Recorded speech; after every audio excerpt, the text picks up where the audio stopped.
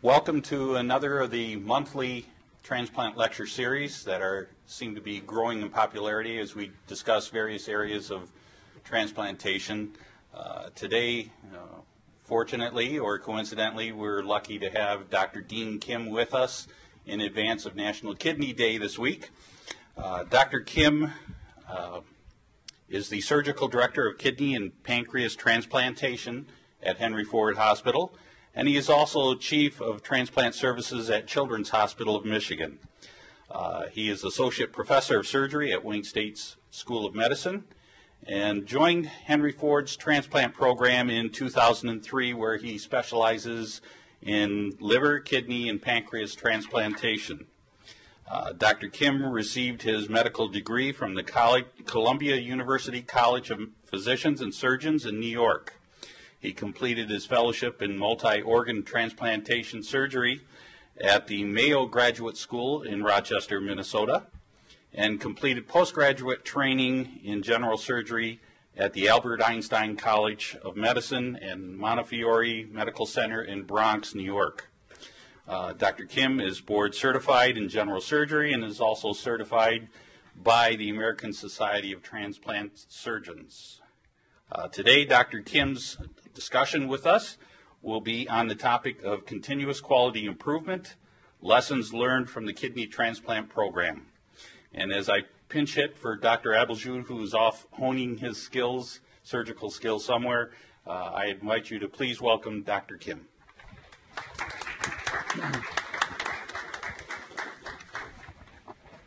Thanks, Bob, for that introduction. So today my talk will be on a little bit about kidney transplant and a little bit about quality improvement and quality assurance. This isn't a topic that I normally talk about, so if I tend to stutter or not know what I'm talking about at times, it's because I'm not so familiar with the quality improvement domain. But we've done quite a bit with this, and the Transplant Institute is quite interested in quality improvement. And so today I thought that I'd use the kidney transplant program as an example for quality assurance and quality continuous quality improvement.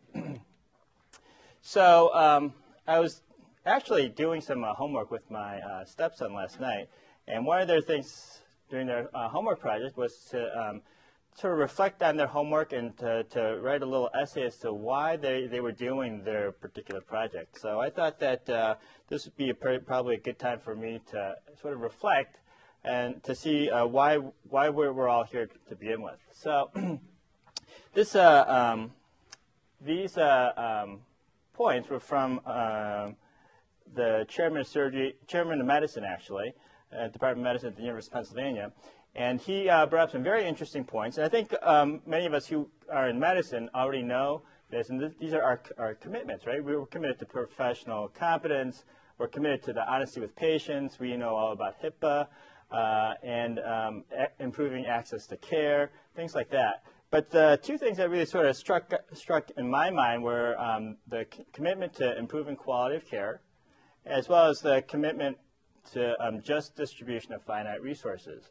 And as you know, in transplant, we're always trying to improve the quality of care, try to do more with less, so to speak. And then also, we are sort of the gatekeepers to the organs that are available to us. Not everyone who needs an organ can get an organ, and there aren't an organ available for everyone that needs an organ. So there has to be some sort of just distribution of finite resources. And I think that this contract with society is very important, and that we should keep this in mind. So to that end, the objectives to my talk would be to compare and contrast quality assurance versus continuous quality improvement. We hear a lot about quality assurance. We hear a lot about continuous quality improvement. I'm not sure that we all fully grasp it. I think we sort of have an understanding or idea. I'm going to talk very little bit about the methods to affect these changes, so-called science of quality. It's kind of a soft science, and if you talk to many scientists in the physical sciences, or biological sciences, they may say that this isn't real science, but there is some science involved with it. And then most of my talk will be what we did with the kidney transplant program to try to, in terms of quality assurance and quality improvement. We didn't have the tools or the language possibly to know what we were doing, but essentially what we were doing was some of the concepts that we've learned since we've started this journey. And then maybe touch a little bit, if we have time, about high reliability programs. So you're going to see these two slides quite frequently throughout the talk. Sort of the difference between quality assurance and continuous quality improvement. They appear to be same topics, but really they're two different topics, two different spectrums, really. And so the aim, scope, focus, employee involvement, methods, leadership involvement, and activity are different between the two concepts. The quality assurance aspect of things is what I think most of us know, which is, again, the aim is to pass accreditation or any sort of required regulation. We know that CMS and UNOS require certain things of us. The scope, usually they're individual indicators as opposed to being department-wide. For quality assurance, the focus, we've sort of focused on outliers. And I think on the kidney transplant side of things, I think people really understand this concept because that's what we've sort of really done. Employee engagement, we have a quality assurance coordinator. In terms of methods, we apply this a lot, inspections and audits. This is what we do in quality assurance. I don't know if I necessarily agree with this, where it's very little clinical involvement, leadership involvement, but there's probably less involvement. And activity, we do it, we sort of get to the root cause of it, and then we move on to the next thing. As opposed to quality improvement, where it's sort of more of a continuous process, and that's what we're sort of trying to aim for. So some of you have seen some of these charts. We get this on a regular basis. This is, for instance, these are the number of kidney transplants, post-op length of stay, readmissions, reoperation rates. And we get these sort of charts, and this is for 1 year, and if you can, we can also get it for 5 years. And what we try and do is try to improve what we have, right? So if our length of stay is 5 days, maybe we want to improve it to 4 days. If our readmission rate is, 20% is our goal, maybe we want a readmission rate of 15%. Things like that. But as you can see, at least for the kidney program, everything appears fairly static. Even our post-op length of stays, our readmissions, even though there are spikes up and down, pretty much I think you could probably draw a pretty straight line across all of these. And what we really want to do, this is sort of an example hospital, what we really want to do is try to, if we have a problem, try to put some processes in place and then have an improvement of the problem over time. And that's the difference between, say, trying to figure out sort of a quality assurance in terms of like readmission rates as opposed to trying to improve for this is C. diff, MRSA, surgical site infections, and ventilator-associated pneumonias. And so how do we get to do this where we start off here and end up here where we want to be?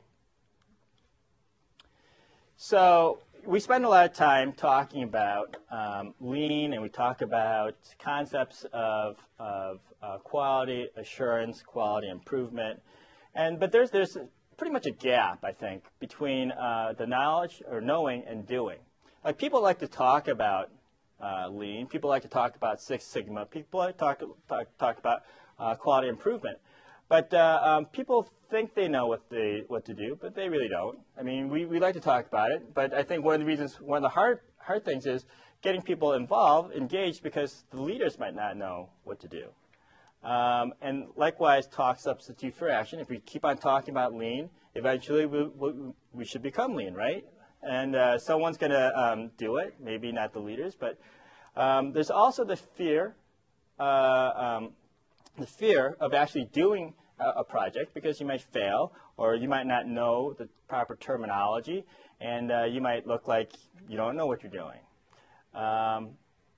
In addition, they have the NIH syndrome where, the knowledge that one person has or one group has isn't easily transferable to other people because they're sort of they have their own little silos, and it's hard to sort of apply maybe what's being learned in the kidney program to say the lung program.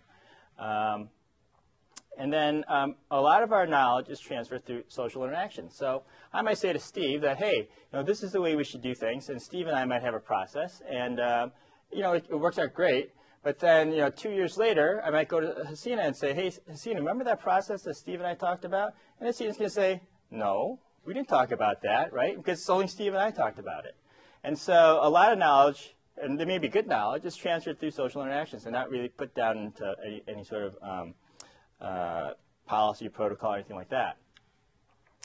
And so finally, a lot of the knowledge that's actually implemented is learning from doing, right? We're we could really sort of think about it. A lot of concepts are sort of abstract, and I think that until you actually apply it, you won't know what's going to work and what doesn't work. And you can only learn by doing, and I think those are the gaps between the knowledge and doing. And then I think many of you have gone through some sort of lean education or training, and or Six Sigma, or some sort of quality improvement training, and we see all these terms. We want to be lean. Someone's a Six Sigma black belt. What does that mean? A3 versus a 6S. I mean, we have all these terminologies, and it's pretty intimidating. I know that we've got Gary George, and he's very good with the lean language and lean concepts and putting lean into practice. But for us, really, I mean, do we need to know what a 6S is, what a Kanban is? I mean, Sunji might know what that is, but do we need to know? At some level, we might need to know, but I think that we should understand the concepts behind all this as opposed to the actual terms.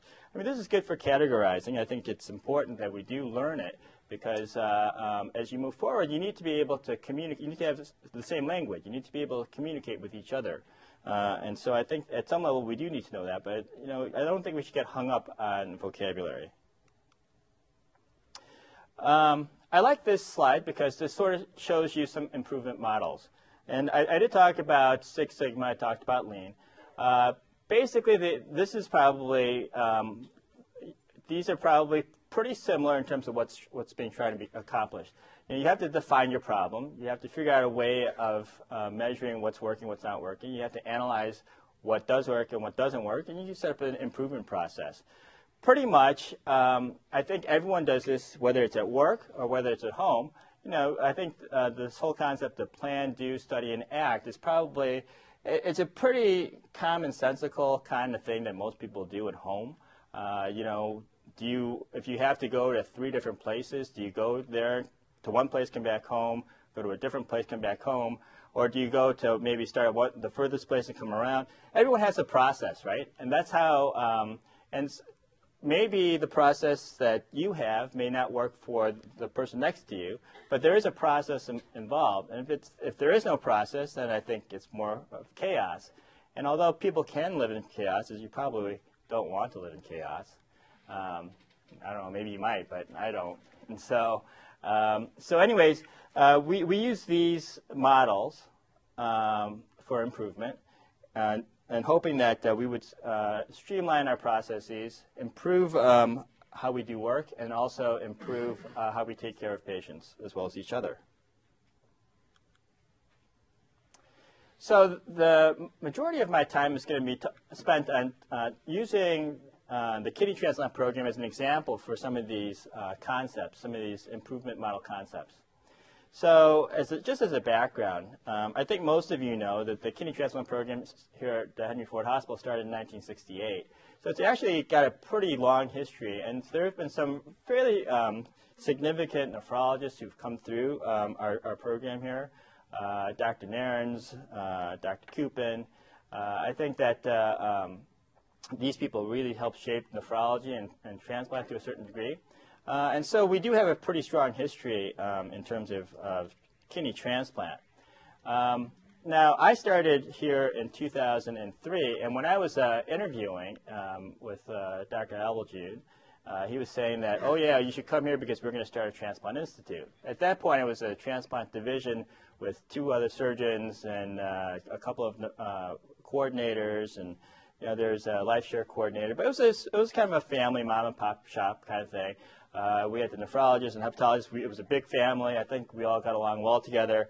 But he said he wanted to start this transplant institute. I was at the Mayo Clinic when I was doing my fellowship, and we had a transplant center, and we saw how that worked and thought it worked pretty well. And although the scale was a lot smaller here when I first started, I thought that the transplant center could work here as well.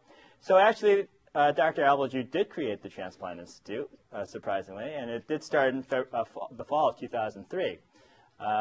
I had to go back because I was talking to Sue, and I'm like, well, I came here in 2003. I don't remember the Transplant Institute starting in 2003, but sure enough, it did start. And the official announcement, I think, came out in the winter, or in the January, February of 2004. But everything came together in 2003, which is kind of interesting. So we were sort of moving along, and there were 3 of us, 3 surgeons, as well as the hepatologist and the nephrologist, and and our coordinators, and we started adding more staff. And one of the things that became apparent, which wasn't apparent to me, but it was apparent to Dr. Abeljude, because I think he was getting most of the reports, was that the Scientific Registry of Transplant Recipients, or SRTR, was actually relatively easily accessible by the public. And they were printing or generating reports every 6 months with a 2.5-year cohort showing how all the transplant centers around the country were doing. And I had no idea. I just thought that we were just doing transplants, and patients did well, patients didn't do so well. But overall, we thought we were moving in the right direction. In 2006, or 2005, I guess there were some indications that our data showed that our results were consistently lower than expected. That, I guess, was a little disturbing. But for the most part, we thought that, okay, well, we should be able to do something to turn around. We really weren't able to do anything. And by February of 2006, the Membership and Professional Standards Committee, or the MPSC Committee of UNOS, began to monitor our program. If anyone knows anything about this, you know that you don't want the MPSC to be reviewing your program, because there are people that basically sit way over here and they say that, well, this is the way things should be done. And although we do participate in the UNOS committees, this is one committee that you don't really want anyone to be reviewed by or monitored by. So so that's what happened in 2006. And I'm not sure if many people have seen one of these reports, but this is the report that we got, and Linda Monroe knows this report very well. That we were getting on a every 6-month basis, and we had to just review all the deaths and graft losses. And you can see that if you look down here, our graft survivals really started to go down and down and down, right? And so this is, and although our expected survivals were not as high as probably the rest of the country, our observed survivals were also not as good as they should be. And so we had to generate reports every 6 months and make sure that we were doing as poorly or as bad or as well as we thought we were doing. Again, this is a report that you generally don't want to see. So one of the things as we got started in this whole journey was that we had a lot of reasons why our program did so poorly, right? We generally said our patients were sicker than the rest of the country. We had a lot of, we live in Detroit. We have a lot of patients who are non-compliant, who have a lot of disease. There's a lot of hypertension in this area, and our patients are sicker than the rest of the country. We also have less compliant patients than the rest of the country. Clearly, we have patients who don't take their medications, who don't follow up. We also said that we were a more aggressive center than the rest of the country, accepting organs that other people wouldn't use, and we were able to make maybe half of those organs work. So we were happy about that. We are helping patients who other programs wouldn't consider transplanting. There were patients that had come to us and said, every other center in this region doesn't want to transplant me, but they said to come to Henry Ford because you would transplant us. And so we felt obligated to transplant those patients. We were also trying to grow the program. So in order to grow the program, you had to, you have to break a few eggs if you want to, make a cake, right? And so some of those patients were some of those eggs that cracked.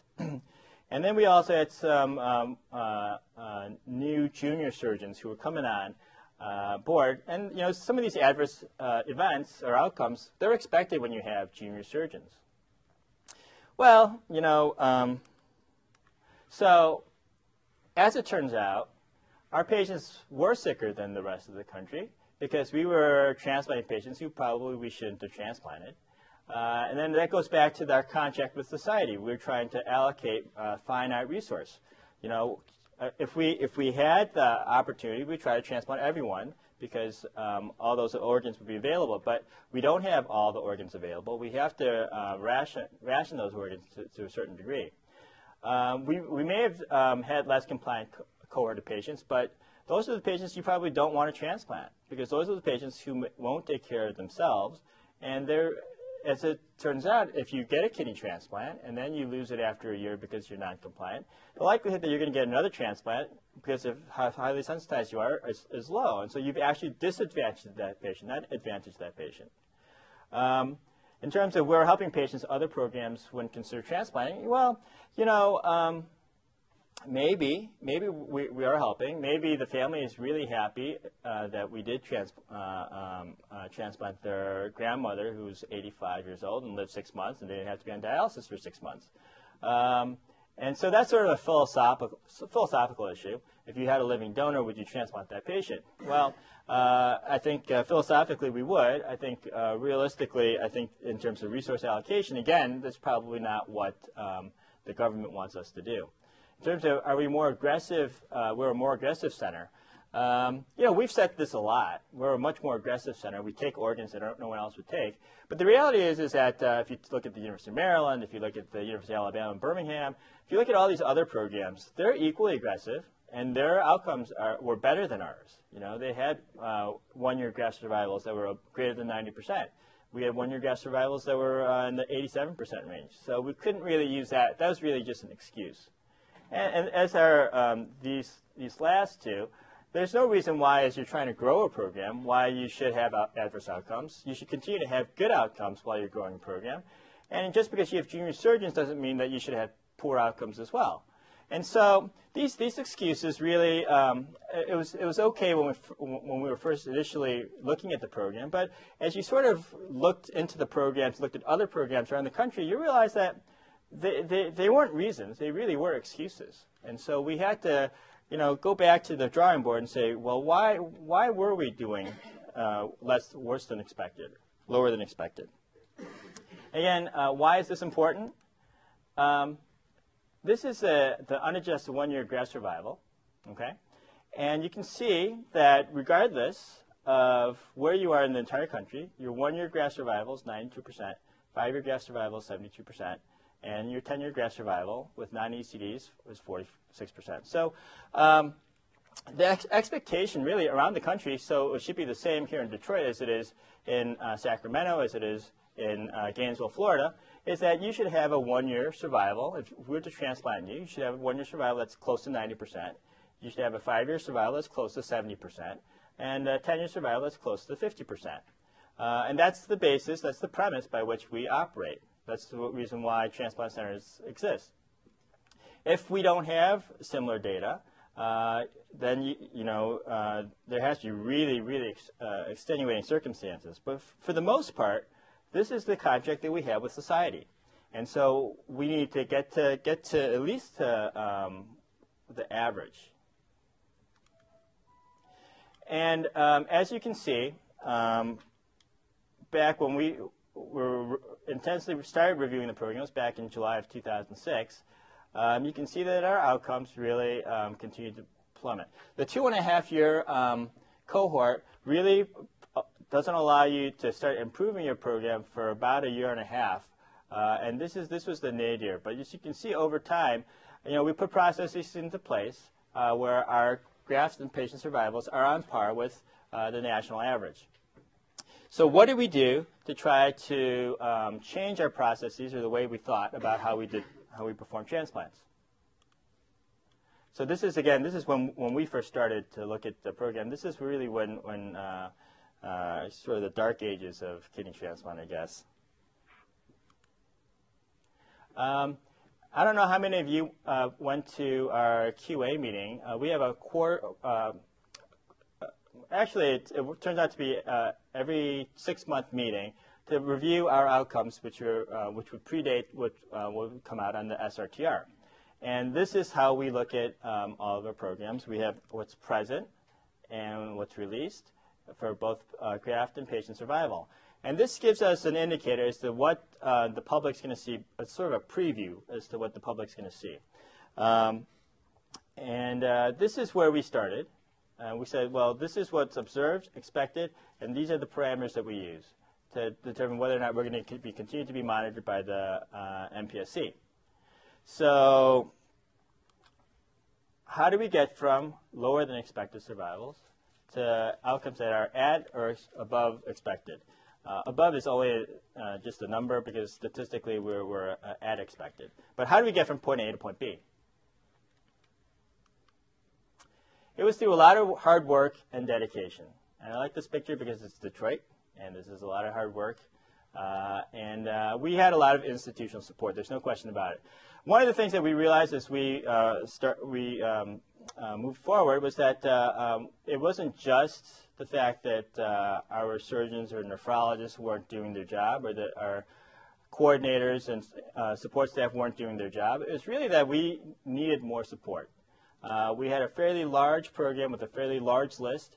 You might say 100 kidney transplant program is not a large program. I'd say it's probably an average-sized program, maybe above average. We're not doing 200 or 300 kidney transplants, but we're not doing 50 transplants either.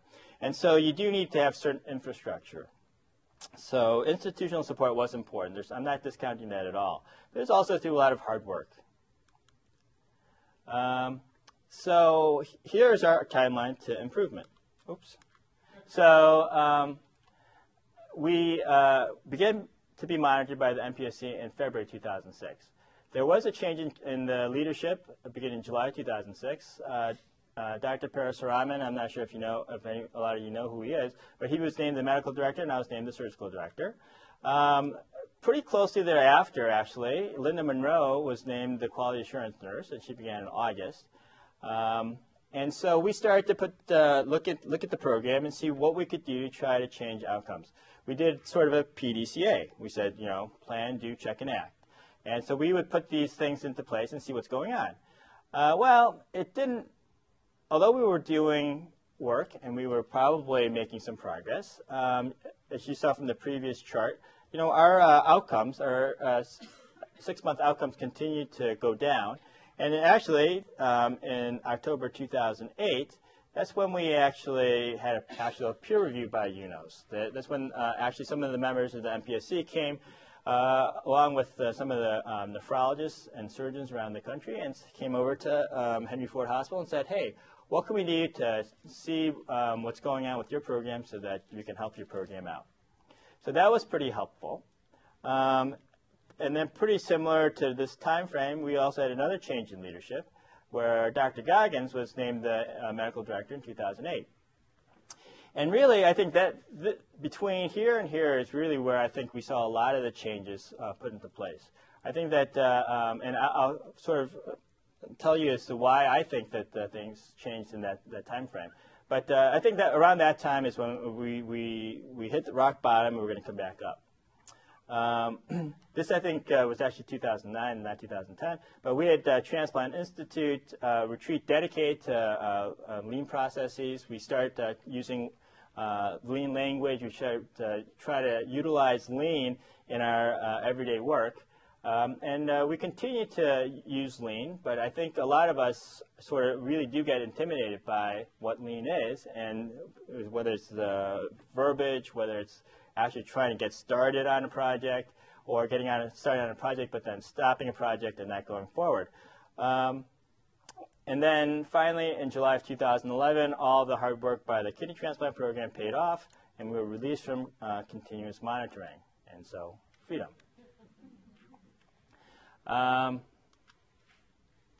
So we're going to try to retrofit some of the lean concepts into what we ended up doing, because I think that's probably a good way for us, because when we were doing all this, we weren't saying we were going to do an A3, we weren't going to draw a fishbone diagram, we weren't going to do a PDCA or do a 5Y.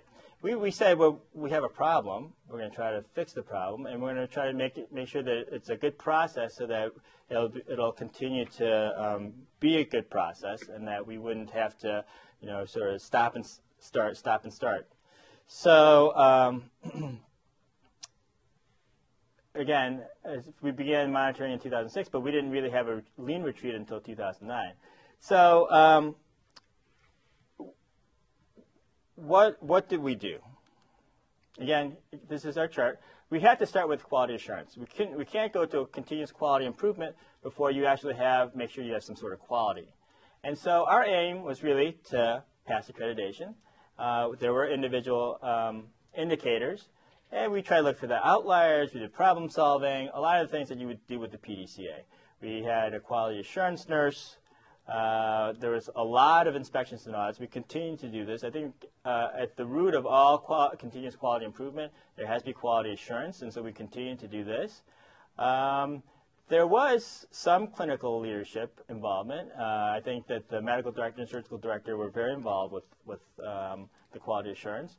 And then in terms of activity, I think it wasn't really minimal required. It was actually quite a bit required, but I think everyone sort of was involved. So we began with the QA project. And I think a lot of things, if you think about a QA project, it's sort of like doing a history of physical on the patient, right? You need to figure out what's going on with the patient, and then after you sort of get all your data, you can make an assessment and plan. And that's what I think a quality assurance project really is. And an A3 report is basically, getting to the root of your problem and trying to figure out ways to improve your process. And it could be a series of these PDCAs. And so the A3 report is like doing a history and physical. So are A3s really necessary? And I think that there's two ways to answer this question. I think when you have an easy problem, relatively easy problem, you don't have to sit down and say, we have this problem. Let's, form a committee and figure out how to create this report. You can just do a PDCA. You can plan a project. You can, check to see how things are working. And then if it's not working, you continue to modify it. And then if you have a harder problem, however, you might want to generate an A3. And then so within the A3, there are easy projects and hard projects, right? And the easy projects are what we call the low-hanging fruit.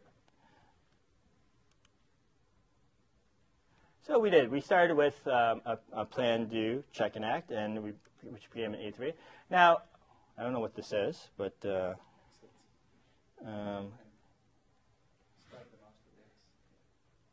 oh, okay. Okay. Anyways, this is sort of whenever people tell you that you need to start an A3, this is sort of like what they give as an outline. And it's pretty good, but again, when you're looking at an outline like this, it's easy to get intimidated and not get started, right? I mean, it says, what are we trying to do? Generate a background, what are the current conditions? I mean, a lot of things, it sounds like it should be pretty straightforward and simple, but still, it's a lot of words, it's a lot of boxes, it's a lot of things, and we don't have time to do all that. So why should we even get started? But essentially what we did was this. So with the kidney transplant program, I think the 5 whys were probably pretty important. First is why are we here? We were here because we had poor graft outcomes. And then why was our graft and patient survivals lower than expected? Because we had a lot of early deaths, early graft losses and patient deaths. And then why do we have that? Why do we have early patient graft losses and why do we have early patient deaths? So it came down to, well, why did we transplant these patients who had these issues, right? And then when we looked at that, we thought maybe it was our workup. So why was our workup deficient? So we got sort of to the root cause as to, who should we be transplanting, who should we not? So we had higher than expected surgical graft losses within the first month after transplant. I think that's one of the things that when we were looking from a surgical standpoint, that's something that we could probably fix. We also transplant patients who may not have really benefited from a transplant. Although in our mind, if they got transplanted, they lived 6 months, that was good. In the minds of most people, that's probably not good. And those patients may not have really benefited from transplant. And we also found out that the cardiac death was the leading cause of death within the first year after transplant. So with these root causes in mind, we set out to try to fix them. So now what? So these are some of the ways that when I was looking at this topic, and ways to improve, right? Do we build people's skills? Do we increase knowledge? Do we work hard? Do we build relationship? Do we hope and pray? I think there's probably a little of all these things that are involved with improvement. And just because we fail doesn't mean that it's necessarily a bad thing. And Thomas Edison said he found 1,000 ways to make a light bulb, 1,000 ways not to make a light bulb, right? We probably don't have that kind of time these days to sort of try, plan, check and act. But we do have the opportunity to see, if we have a project, a small project, to go ahead and try it and see. And it may not work, but if it doesn't work, we know that we shouldn't be down that road and go down a different road. So here's one failed test, just as an example for us. We thought that, well, okay, maybe we're transplanting too many patients, too many sick patients, so we're going to be more conservative. So there was no real systematic approach to this thinking. We just one day thought that it would be better not to transplant as many sick patients. It makes sense inherently, right? But so we would only accept ideal organs and we wouldn't transplant high-risk patients. Well, in the second half of 2007, we only did 22 kidney transplants. And if you were at our QA meeting today, pretty consistently thereafter and before, we were doing over 50 kidney transplants every 6 months. And that half of the year when we did only 22 kidney transplants, our graft survival was 86.4%. So it's probably the worst that we ever had. Because really, if you think about it, one graft loss really accounted for a bigger percentage of loss. So you can see we were in the 40s, right? 43, 48, we had 22. Really didn't affect our graft losses. I mean, our graft losses were the same. And so that's probably, I misspoke when I said it was probably the worst, but it's probably pretty bad. I don't think anyone would really like to have a 13.6% graft loss at 1 year. So that didn't really work. But Dean, you wouldn't have that data until a year after. That's true, but we actually look at every in real time. A lot of things that we do now, when we were first starting, we would look actually pretty real time, so we can see patients dropping off, and so yeah. And so we did a lot of, we continue to do real time monitoring actually. So as many of you know, or some of you know, if many of you probably don't know, some of you know, I went to Cornell, and this is Ken Dryden, and he was their goalie in the 1970s. He also played for the Montreal Canadiens. He's also a parliament member in Canada, Ontario. And anyways, he was the goalie, and he was an outstanding goalie. And so there had to be some accountability. And when you're the goalie, you're the ultimate bottom, last line of defense, right? So we held the surgeons accountable. to outcomes. The 1 month graft outcomes can only be technical, really.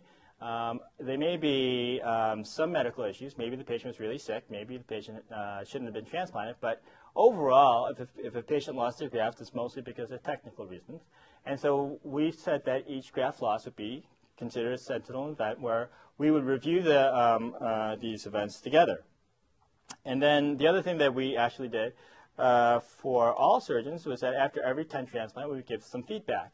One of the things that the surgeons had said was that, I'm doing fine. I don't know why you're doing this. And when they looked at their data, they can, sort of see, well, maybe we weren't doing as well as we thought, or maybe we are doing as well as we were doing. So we set some goals for the surgeons. We said that 90% of the transplants should have a warm ischemia time less than 40 minutes. OR time, we try to cut back because we know that any OR that's longer than 4 hours, you're going to have a higher infection rate. These were our goals for our graft survival and patient survival, which was pretty on par with the national average. And we wanted a reoperation rate that's relatively low. So for the warm ischemia time and the cold ischemia time, the OR times, do these really make a big difference in terms of how the patients do? Probably not, because we could have a warm ischemia time of 65 minutes or 70 minutes, and those organs will do great. Some of those organs will do great. And we can have an OR time that's 8 hours, and some of those patients will do fine. But overall, if you look at them as a group, if you had a warm ischemia time that was 60 minutes and an ECD kidney that had cold ischemia time of 36 hours, you're not going to do all that great. So it's just adding one problem on top of the other. So if you're going to accept marginal organs or sort of less than ideal organs, then you want to try to at least limit or try to fix what you can do surgically. And as some of the surgeons in this room will know, I would generate these reports, and I would then send them to the surgeons for their perusal. And we would sort of discuss. And this particular case, it was fine. We just all the patients did well. But these are the kinds of data that we were generating for our surgeons. So did it work? Well, I think it worked a little bit, because you can see that our graft survivals improved a bit over here, and the patient survivals also improved a bit here. But I don't think the patient survivals had a whole lot to do with what we did surgically, but the graft survivals probably had something to do with it. So that was one of our projects. In addition, I think it's important to have teamwork. And again, I went to Cornell, so there's not a whole lot of things from a sports standpoint Cornell's good at. But they're good at lacrosse, and they're good at hockey. And currently, Cornell is number 2 in the country in lacrosse, and Cornell did beat Michigan this year in hockey. So, yeah, exactly. But year in, year out, they did well, and they do it through teamwork. No one player is really outstanding that drives the team. It's the entire team that drives the whole team forward. So, again, did I go forward? Oh. Okay, so again, this is our failed test, and again, we didn't do as well as we thought. So we had to reset our team goals. So although some of the issues were surgical, we had to sort of look at what we had and critically reassess our manpower. And again, I think the peer review in 2008 did really drive that home to us. And I think it also drove it home to the institution as well, to the medical group and to the medical system. And so I think at that point, we also had a change in leadership. I think that all the nephrologists began to work more closely together, because I think that that was the only way we were going to actually make the program better, is if the surgeons and nephrologists worked together more closely. We also had to assess our patients more systematically. We saw that the major cause of graft loss was patient death, and the major cause of early patient death was cardiac. I mean, patients are going to die after transplant. Kidney transplant patients are sick, but you can prevent the early patient deaths, and most of those deaths were cardiac. And so we had a meeting with the key stakeholders, and we continued to do so regularly. The peer review did confirm our deficiencies. And the deficiencies, again, were not just nephrology deficiencies. It wasn't just, it was everything. The surgeons were probably the only group that weren't deficient. I have a question. Yeah. Did you guys feel like you were deficient in Manpower? We thought we were. Okay. And we thought, and it was only, I mean, when the peer review group came and sort of benchmarked us with our program compared with other programs of the same size, they thought that we were deficient in probably nurse coordinator as well as nephrology. That gave you the ammunition. Right, right. And it also confirmed the need for a permanent solution for our nephrology leadership. And then I'm happy to report that, Dr. Patel is our permanent medical director now. And then I think Dr. Goggins did a great job of sort of working through those years when we were deficient in manpower. We still are somewhat deficient, but I think we're moving in the right direction. In terms of the cardiac evaluation, again, it was a PDCA. It began as a QA project because, again, most of our deaths were cardiac deaths. And so we had to talk with the cardiologist. We had to talk with each other and say, well, how are we working up our patients? Which patients should we work up differently? And now it is sort of a continuous quality improvement. We have all the key stakeholders continuously looking over our processes, and we do look at them. And it's not just a one-person show. It's a whole team show. We just provide support. But it does remain the Achilles heel of our program, the early deaths and the cardiac deaths.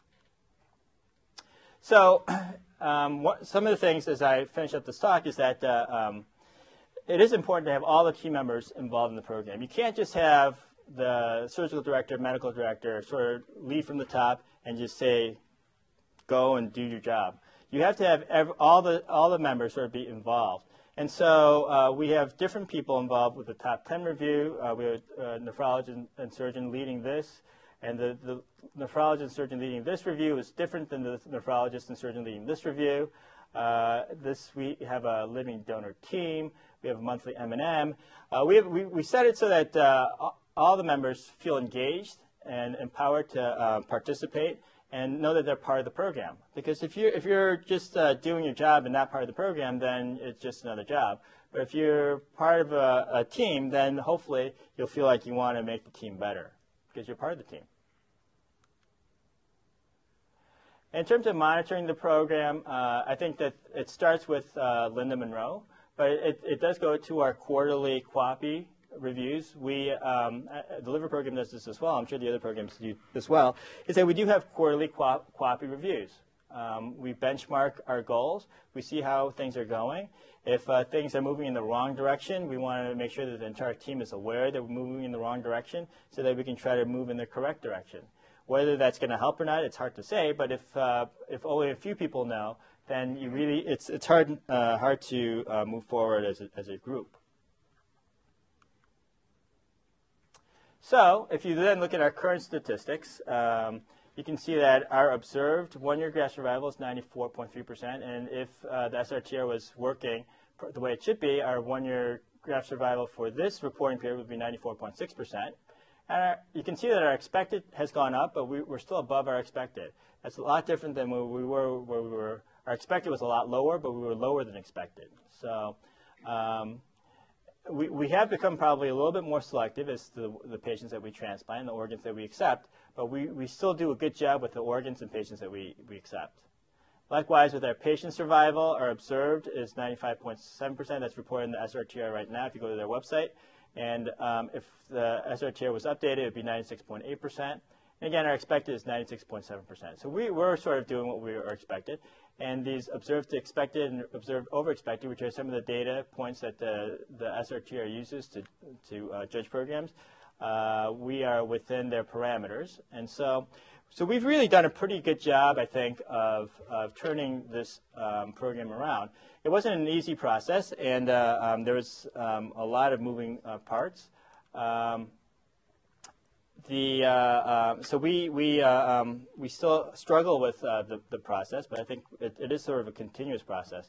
Now, when one of the major insurers came to review our program, We did put together this presentation, the Quality Assessment Program, the QAPI program that Linda does run here. And one of the things that we said was the strengths of our program is that the senior leadership of the health system really strongly supports the Transplant Institute.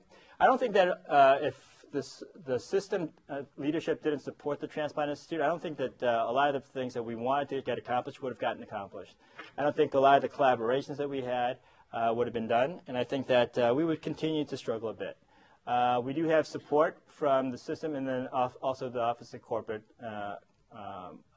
Clinical Quality and Safety.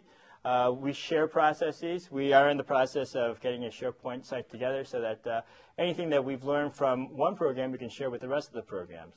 I think that's important because you don't want just social interactions. You want a sort of a group think when it comes to something like this. And again, that's organized under the Institute with a shared resource. So I think that all these processes are coming together. Again, we started off with a QA process where we wanted to just pass accreditation, and there were a lot of individual indicators. But we've moved on to sort of a continuous improvement as our aim. It's going to be department-wide. I mean, although I used the Kidney program as an example, it's really all the programs that are affected by our quality initiatives. We do focus on process improvement, not just focusing on outliers. We're benchmarking and we're learning. I think that we're interchanging knowledge and banking our knowledge.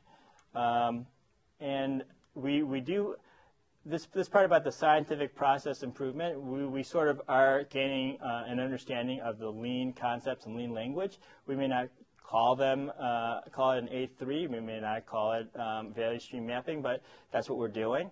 But it is a sort of a scientific process. It is driven by our leadership, and it is continuous at all levels. So we've sort of moved from a QA project to a continuous quality improvement program. And I just wanted to close with this quote. He was actually a Marine who fought in World War II, and he said that quality is never an accident. It's always a result of high intention, sincere effort, intelligent direction, and skillful execution. It represents the wise choices of many alternatives. And I think when you have a good quality program, I think that this is where what you get. And it's interesting because it's a Marine who said this, and not some sort of professor of operations systems. So hopefully I did not bore you like I can bore my daughter, and that you at least got something out of it. And I'd be happy to answer any questions you might have. Thank you.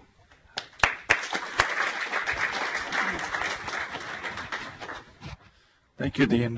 Terrific introduction to the whole theme of process improvement. I'm sorry I missed the beginning of your presentation. One of the things that you touched on, which I think is very, very important, is the issue of key stakeholders. I think when you were doing your process improvement, correct me if I'm wrong, everybody owned a piece of the action as to what you were trying to improve. And when we talked about not shrinking the program while you're improving, it meant at some level improving the surgical outcomes, patient selection, patient evaluations, and probably throughputing some of the patients and monitoring more closely after transplant for early events. And so I applaud you on the change that you and the kidney team have taken the program through, because as I recall, the kidney program did not diminish in volume when you were doing all that, correct? Right. So I think that it is important to understand that we do work as a team. I think that the surgeons and nephrologists work together, and the surgeons, at some level, surgeons have to work together, and the nephrologists have to be able to work together, and then obviously the interactions. And we try to limit the number of kidneys, and I think it didn't really work out so well. And so I think it was more important that we figured out, which patients we're transplanting as opposed to not transplanting patients. Yeah. And the other theme before I pass on to the open floor is I remember you and I had a lot of conversations about the surgical scenarios and some of the patient scenarios where we didn't know that something went wrong, but what could go wrong. and we tossed a lot of possibilities, which we don't talk about this a lot, which is the failure mode analysis, which is when we do a procedure a certain way, we try to anticipate what can go wrong, and then you try to mitigate against that. We had to be a lot more diligent about this process. So when you selected a patient who's cardiac risk, what could go wrong and how do you mitigate against that? And then you extend that concept to, and I remember the nurses when they were doing the double ABO checking and the double verification, all that is based on the failure mode and effectiveness analysis, which we don't use that term because it's very quirky, but it is the question, what can go wrong and how do you mitigate against it? It's something that you guys have followed quite extensively, which we don't talk enough about that. Terrific. Questions to the floor? Nick? Two questions. One is, so do you overall feel like basically the regulation in place for UNOS to monitor graft and patient outcomes overall, has that served our program in the transplant community well, you think, or does it have some more unintended consequences than intended consequences, per se? Because it did lead to an impetus, I guess, 10 years ago. Right. So the question was the monitoring by UNOS, by the MPSC, more detrimental than helpful? I think at some level, I think that the goal of the MPSC is to improve programs, not to shut down programs, actually. I think that they want to help programs succeed. However, one of the, for instance, unintended consequences of having your data being reported nationally or publicly is that that means that your insurers also have that those data, right? And so those are some of the unintentional consequences. But I think to say that they shouldn't be monitoring because you might actually hurt the program, I think that's probably not a great way to think about it. The best way to really sort of think about it is that they're there to help you. Right. Yeah. And so it seems like it's actually been a good policy because it actually, because of the regulation in place, it improved patient graft survival at our institution significantly in the last 10 years. Yeah. Is that the feeling in the transplant community too across other programs in the country? So the question was, does this monitoring, which has helped us, is that sentiment shared by the rest of the programs around the country? I think that it's probably not shared because there are consequences of being monitored by the MPSC. I think that it does, though, if you're motivated, it does motivate you to improve.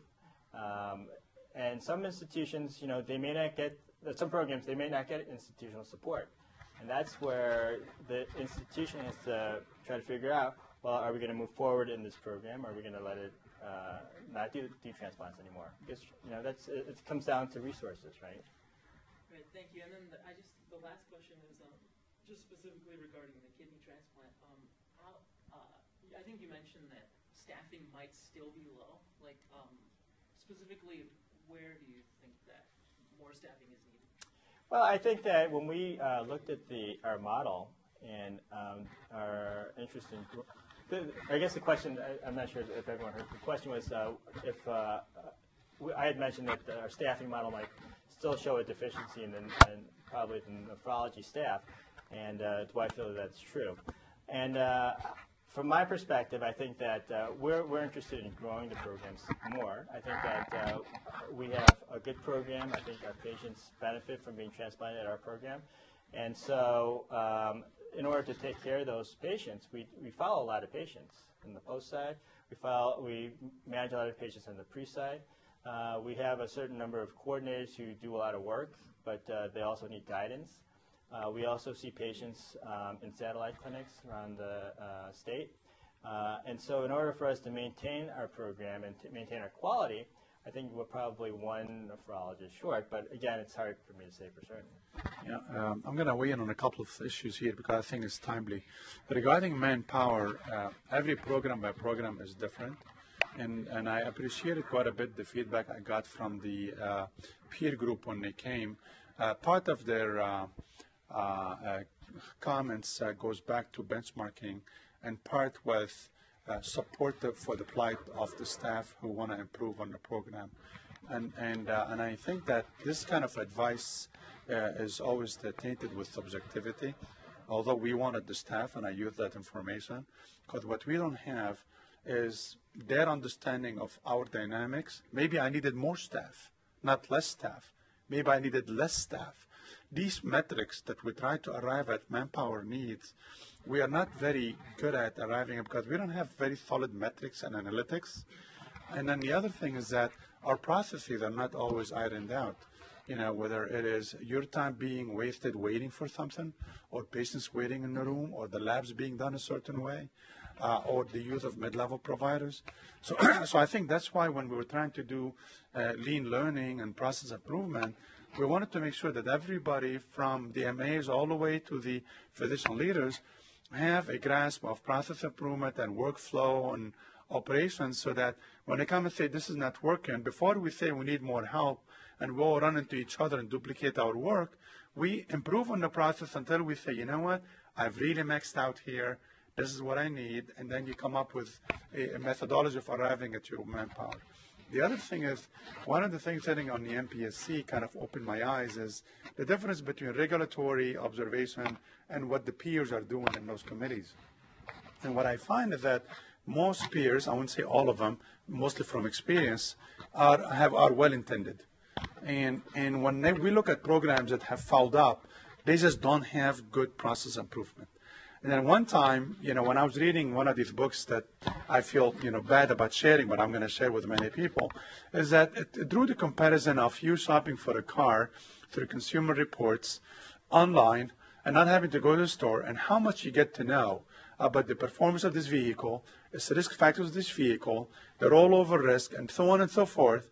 And then when you come to know about a transplant center, to know about my performance or the performance of that transplant center, you know nothing, except what the MPC or the SRTR gives you. You know very little to shop. So there you are shopping for your health, have very little information and no transparency, and yet when you shop for a car, you get all this information out there. And then when you say, how did the auto industry compete on quality with the Japanese and all that?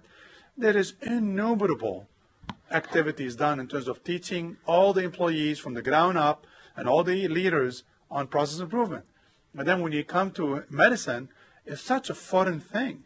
And then when you try to implement it, there is so much opposition from nobody less but a lot of the senior people and the physicians, because they're too busy for this crap. And so you say, well, how do you do process improvement? You have to put time into it. It's just the way it is. And what you hope is that with improved efficiency, improved outcomes, you're affecting those savings. The question is, how do we put that in the environment that we live in, where there are pressures and finances and all these things? In addition to that, what's coming around the corner, where we're going to be paid for good outcomes and lose money for negative outcomes. No, you wait, Mariella next. Thank you. Yeah.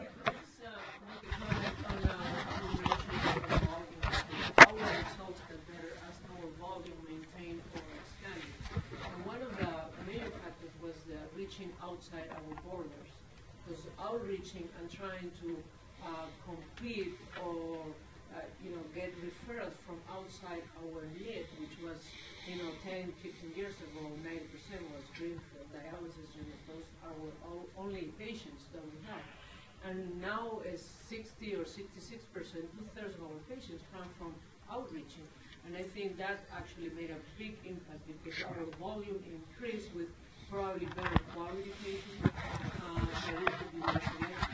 Yeah, Not just sure. us being selective, but we open our doors and expand our. Yeah, and I really would want to compliment all the staff and the physicians, both for all programs, for really putting the effort, because this is one of the unique features of our program. People put their sweat equity, drive, and go and outreach, and at loss of revenue to the divisions. But that's an amazing activity that we're really unique for that. One of the things we did for the post transplant clinic was to just some common sense measures. In 2008, when we decided, we moved to K16, and where all the services were going to be in one room, the surgeon, the physician, and everybody. That's where we decided that, instead of having acutely ill patients or acutely transplanted patients seen on a Friday, oops, creatinine is up, let's do a biopsy.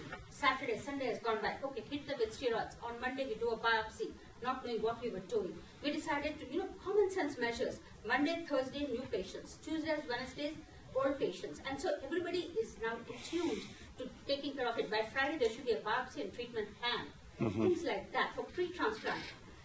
Similarly, we had a plan, and then we had communication from the inpatient team to the outpatient team and outpatient team, everybody in the team. Communication is the key. And now from the outpatient team to the referring nephrologist, and from the referring nephrologist back to the outpatient team.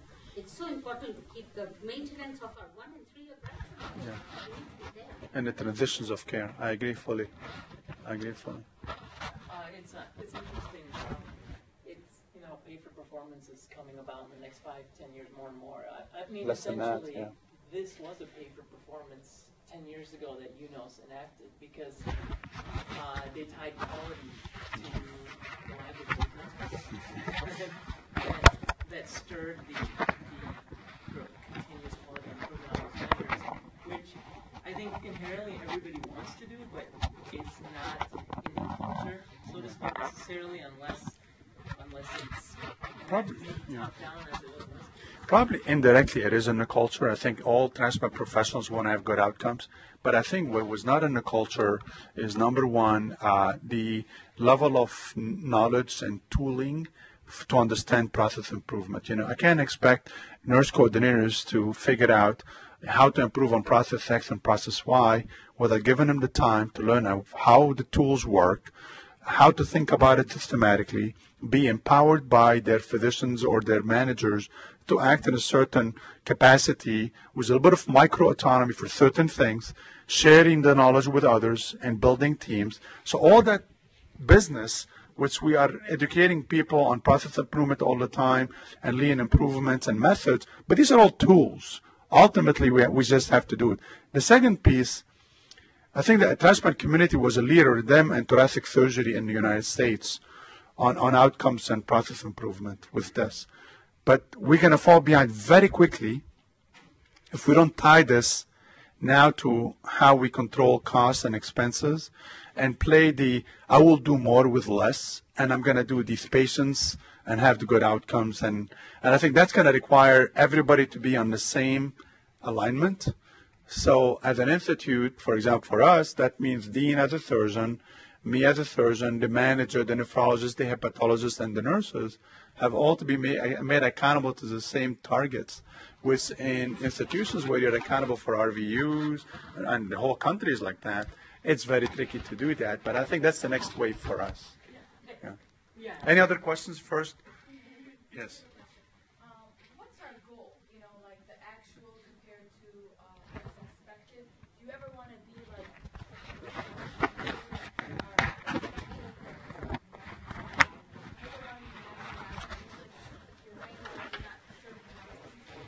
So actually, that's a good question. You asked what our goal is in terms of patient graft survival. I think that to be average is probably not a great goal, right? And so I think that as we continue to maintain, what we wanted to do is at least reach, what's expected. I think that it's going to be hard to be significantly better than expected, but I think that at least numerically better than expected would be our goal for both patient and graft survival. I think that if you choose to be average, you will be average. If you choose to be above average, then you can at least strive to be above average. Yeah. Yeah, it's a moving target. And my thoughts are, all these expected things are statistics, and you tend to fall behind if you don't think about it. And my thoughts are that you always try to do better than what you did before. And if you're always trying to do something better than you did before, the incremental improvement may be smaller as time goes by, but you will not fall behind what's quote-unquote called expected. And this is why the continuous process improvement is not a goal of this percent and that percent as much as it is now that I got this, what can I make better? What can I make better? And sometimes it's in response to something that didn't work, but a lot of times it's going to have to be something you choose to improve on because, you know, it's relevant to the outcomes you have. And that's, I think, the transition in healthcare where we need to make is what can I make better, a question we ask every day, versus I'm aiming at that percentage, which is kind of arbitrary, really.